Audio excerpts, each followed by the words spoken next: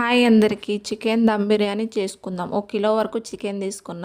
దాంట్లోకి 2 table spoon oil, కొంచెం పసుపు, 2 టేబుల్ స్పూన్ అంత అల్లం పేస్ట్, 1.5 కప్పు పెరుగు వేసుకొని దాంట్లో కొంచెం చికెన్ మసాలా, గరం మసాలా వేసుకొని రుచికి తడపడంత ఉప్పు వేసుకొని కొంచెం ధనియాల పొడి వేసుకొని దాంట్లోకి 2 పచ్చిమిర్చి చిన్న కట్ చేసుకొని వేసుకోవాలి. ఒక హాఫ్ నిమ్మకాయ కట్ చేసుకొని వేసుకొని మంచిగా దాన్ని కలుపుకోవాలి. ముక్కలకంతా అంటే వరకు మంచిగా మసాలా అంతా అంటే వరకు కలుపుకోవాలి.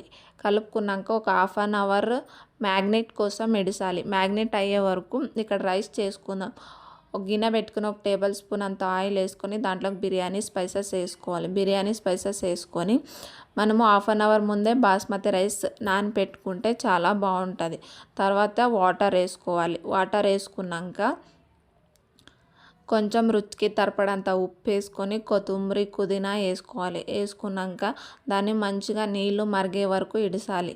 మరిగేటప్పుడు ముందే నానపెట్టుకున్న బాస్మతి రైస్ వేసుకొని దాన్ని మంచిగా కలుపుకోవాలి. కలుపుకున్నాక దాన్ని మంచిగా ఉడికే వరకు 70% ఉడికే వరకు ఇడిచి తర్వాత ముందే మ్యాగ్నేట్ చేసుకున్న చికెన్ తీసుకొని 2 టేబుల్ స్పూన్ ఆయిల్, 1 కప్ అంత వాటర్, బిర్యానీ స్పైసెస్ వేసుకొని దాన్ని ఒక 5 నిమిషాల వరకు గ్యాస్ మీద పెట్టి ఉడికియాలి. ఉడికినాక గ్యాస్ బంద్ చేసుకొని మనం ఉడికిన రైస్ తీసుకొని దాంట్లోకి వేసుకోవాలి.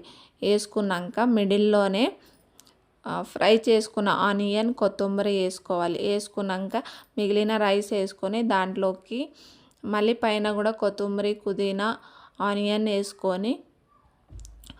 వేసుకున్నాక లిడ్ క్లోజ్ చేసి ఒక పెనం పెట్టాలి. గ్యాస్ మీద పెనం పెట్టి రైస్ పెట్టుకొని తర్వాత దాని మీద బరువైంది ఏమన్నా పెట్టాలి. కింద పెనం పెడితే అడుగు అంటుకోదు, మాడిపోదు అన్నమాట. అందుకోసమే నేను పెనం పెడతా.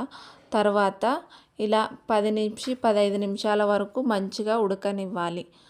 లో టు హై ఫ్లేమ్లో ఉడకనిచ్చి ఇలా తెరిచి చూస్తే ఎంత పొడి పొడిగా ఎంత బాగా వచ్చిందో చూడండి. మీరు ఇలా ఒకసారి చేయండి, చాలా చాలా బాగుంటుంది. ఫుల్గా డీటెయిల్గా కావాలంటే కామెంట్ చేయండి. మన ఛానల్లో ఫుల్గా డీటెయిల్గా చెప్తాను. వీడియో నచ్చితే లైక్ చేయండి, షేర్ చేయండి, సబ్స్క్రైబ్ చేసుకోండి.